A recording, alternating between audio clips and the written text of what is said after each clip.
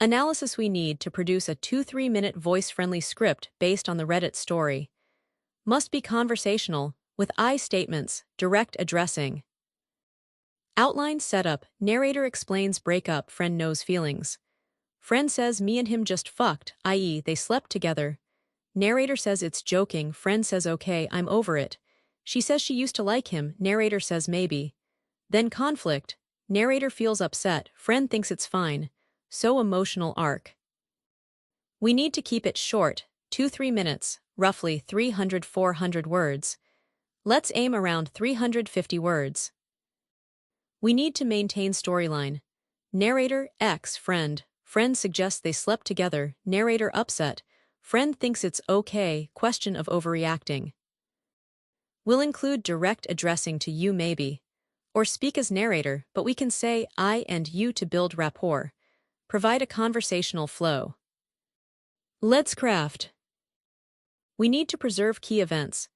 Breakup, friend knows narrator still loves him, friend says me and him just fucked, i.e. they had sex. Narrator is upset. Friend says you need to get over it, lasted only 3 months. Friend says she was joking. Narrator says okay, I know you wouldn't get with him anyways. Friend says he used to like me and I used to like him before I even met him. So question, am I overreacting? We need to make sense.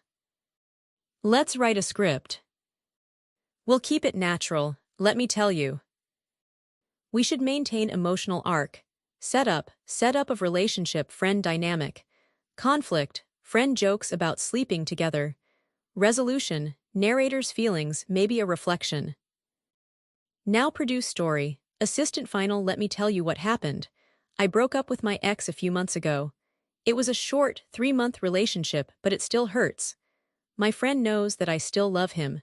She and my ex have been friends long before we got together, so we all had this little friend group. It was easy for her to see that I was still on his side.